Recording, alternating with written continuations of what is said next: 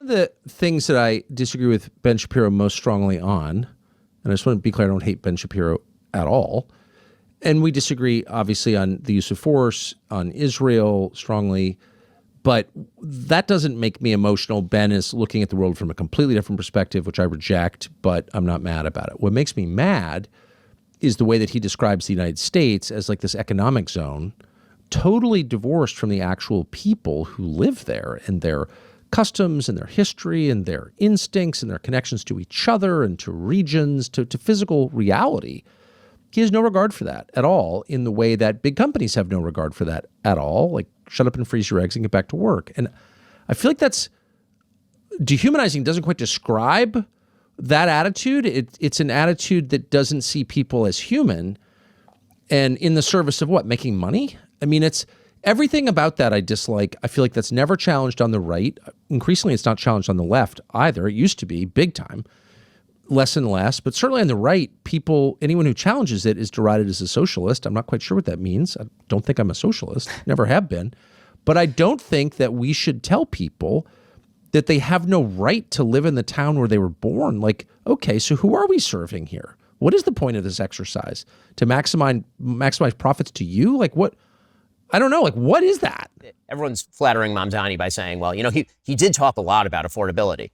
And what I keep saying to people is, well, affordability is not like Beetlejuice, where if you just say it over and over, it suddenly arrives. You actually have to pursue policies that are likely to alleviate an affordability problem. But if your solution is always give me more power, and it does seem like that is the solution of the day from both sides, actually, then you're likely to just continue penduluming one side to the other. Because people don't want to learn the actual lesson, which is if you actually want affordability, then either you have to change policies or change locations. Those are really the only two things. And also, I think more broadly, it's not about affordability. We have trained an entire generation of people to believe that if their lives are not what they want them to be, it's the fault of systems, as opposed to decisions that are in their own control. And politicians absolutely have a stake in selling that. A lot of people in our industry have a stake in selling that. It makes people feel good about themselves and bad about the world.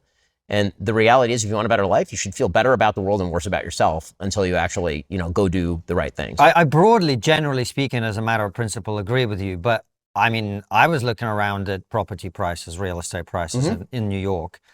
I'm doing pretty well for myself. I feel kind of poor looking at those things. Oh, no, it's unaffordable. And I'm not saying it's not affordable. Right. It absolutely is unaffordable. And if you wanted to make a political difference, what you would do is you would relieve the building regulations. You would make it easier for people to build, not harder. You wouldn't rent control, because if you stop rent controlling, then that creates incentive for people to build. You would allow people to build up further. You would get rid of many of the code regulations that are kind of antiquated. Like there are things you actually could do. And then if you're a young person and you can't afford to live here, then maybe you should not live here. I mean, that is a real thing. I know that we've now grown up in a society that says that you deserve to live where you grew up. But the reality is that the history of America is almost literally the opposite of that. The history of America is you go to a place where there is opportunity. And if the opportunities are limited here and they're not changing, then you really should try to think about other places where you have better opportunities. Again, that's not saying that public policy can't change. I think it can, but I think that the solutions being offered are untenable. Well, the first thing I thought of as I listened to Ben Shapiro make that argument was, so I shouldn't have the ability to stay close to my family. Yeah, exactly. Like think about what ties you to the community you live in, right? The community you grew up in. It's your family. It's your friends. It's your job. A lot of people aren't able to work remotely. And part of the reason why it's so expensive to live in, some of these cities or the most expensive parts of this country is because whether we like it or not, a lot of the jobs are concentrated there. So I would love nothing more than to live in a part of the country that isn't as overcrowded as LA is, to be honest with you. Like I want to be in nature. I want a little more of a rural experience, but I don't have that luxury because I do have to work and my job is located here in Los Angeles.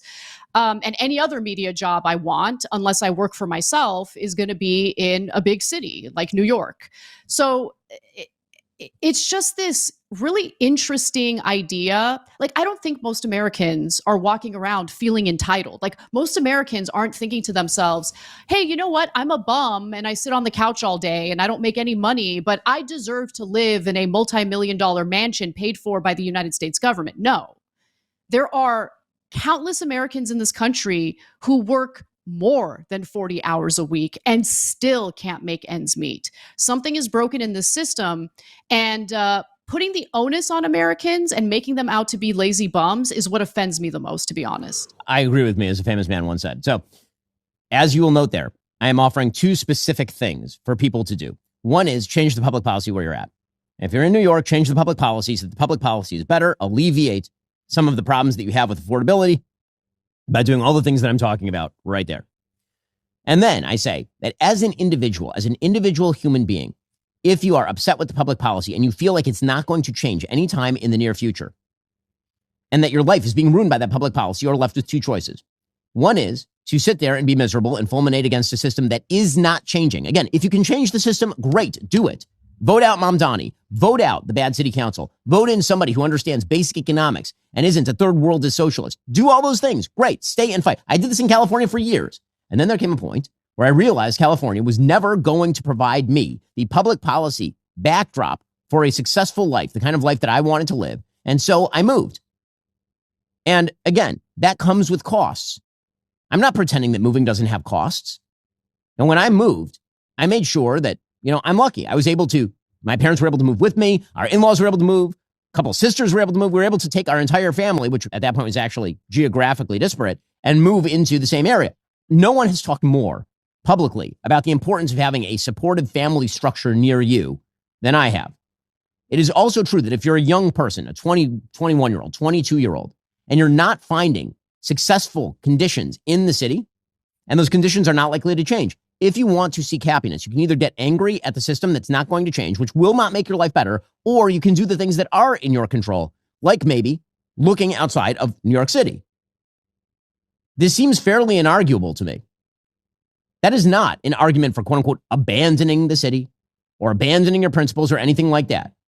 Every individual has to make their own decision about what level of bad policy they are willing to undergo in order to maintain their status in the city. But simply shouting at the moon doesn't solve problems. It doesn't.